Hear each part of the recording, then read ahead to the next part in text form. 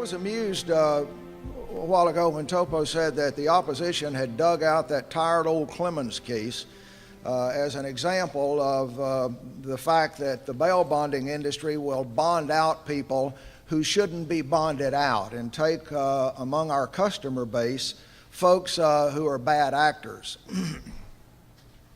Here's an interesting case.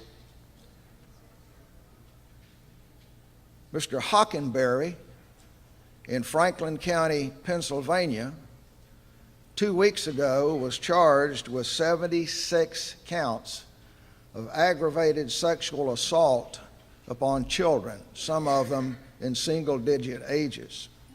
His bail was set at $100,000.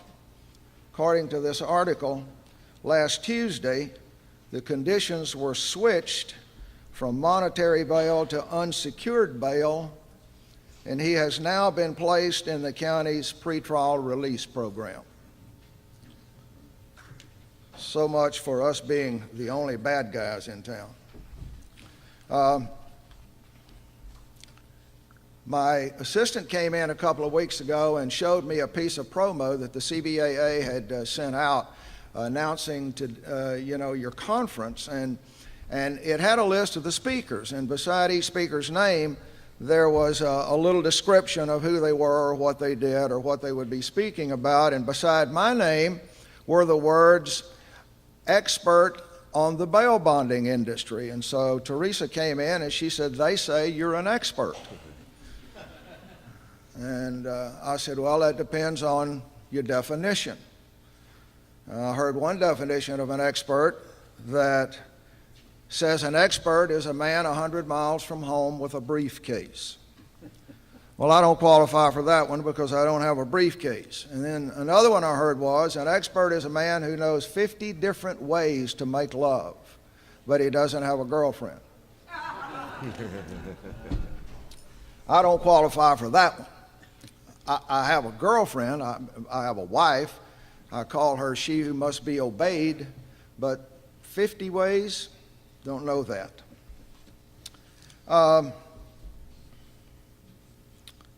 If 43 years of hanging around you and talking with you and learning from you and watching what you do and being in court with you and testifying on your behalf, etc., qualifies me to have an opinion about the bail bonding industry, and if that would make me an expert, then I suppose maybe I'm an expert in the bail bonding industry. I don't know about that, but I'll tell you what I do know. I know for sure that they're saying some pretty ugly things about you out there. At the American Bail Coalition, we try to gather up all this stuff and stay on top of it because we want to know what the opposition is up to, and we also want to know what they're saying about us. And so I contacted, when I found out I was going to be speaking down here, I contacted Dennis Bartlett, our executive director, and I said, "Dennis, send me 2 or 3 recent publications where disparaging remarks are made about our industry. And I mean, I want broad-based things. I want things that went out to county commissioners and sheriffs and chiefs of police and state legislators and the National Association of County Executives and opinion leaders in all the urban counties. I want broad-based publication stuff." Let me just read you what he sent me. And these are just 2 or 3 of them. There are hundreds of these things. Commercial bail results in the incarceration of low-risk defendants, while it rewards those who have access to cash, regardless of how they acquired it or the likelihood they will reoffend. Here's another one.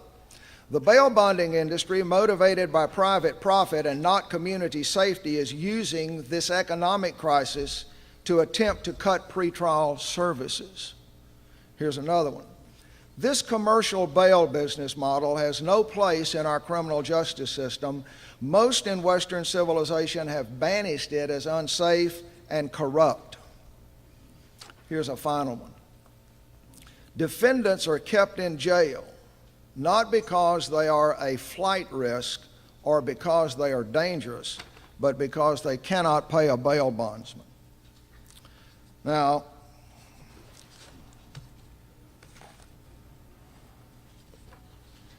there's a common thread that runs through all that they're saying about you.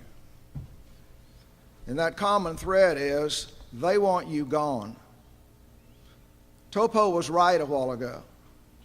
They do not want you engaged, even peripherally, in our criminal justice system. Now, I said they. Who is they? Well, there are three basic elements that make up they.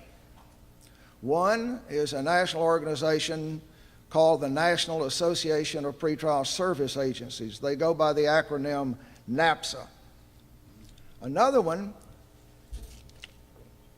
is a national organization known as the Pretrial Justice Institute. Now, the National Association of Pretrial Service Agencies, NAPSA, has been around for 25 or 30 years.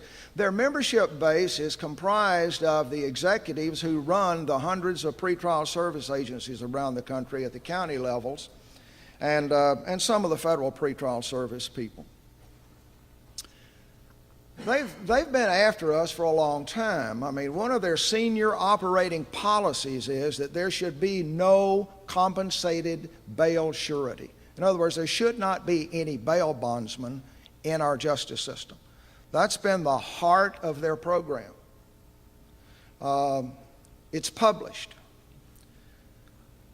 Their problem, from their perspective, is that they never have had a lot of resources. I mean, we've been battling them for 30 years, and we kept them beat back pretty good. We've done a pretty good job on them.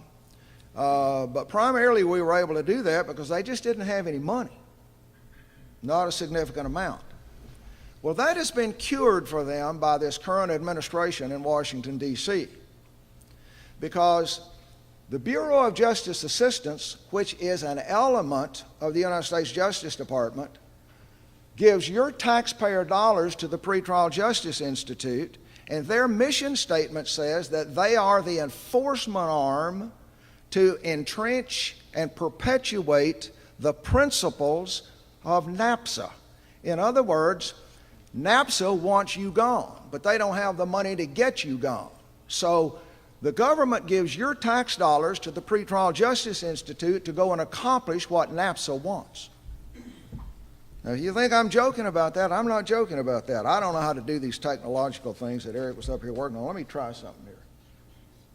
Okay, look at this. Now, this just came out from the Heritage Foundation about 2 weeks ago.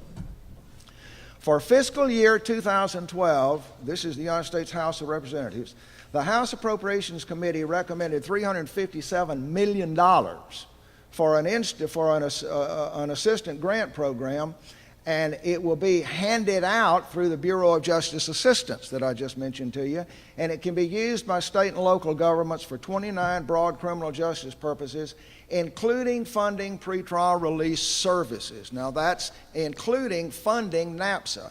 So how does this work? Well, here's what happens.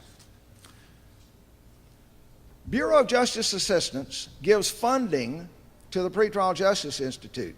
Pretrial Justice Institute sets up symposiums with the National Association of Counties and various political bodies to go in and put these symposiums on to help local urban counties deal with things like jail population, recidivism, special needs of defendants, et cetera, et cetera. But those are all fronts. That's all facial. That's not really what they're about.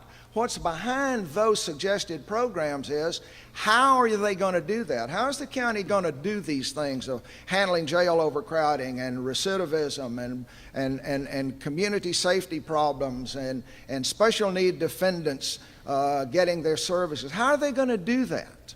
Obviously, that question always comes up, and they have their canned answer, and here's their answer. If you don't have a pretrial service agency in your county, you've got to establish one. That's what's going to do all of this. And if you do have one, you got to put more funding into it and expand it so that it gets bigger. Now, that's your tax dollars at work to put you out of business.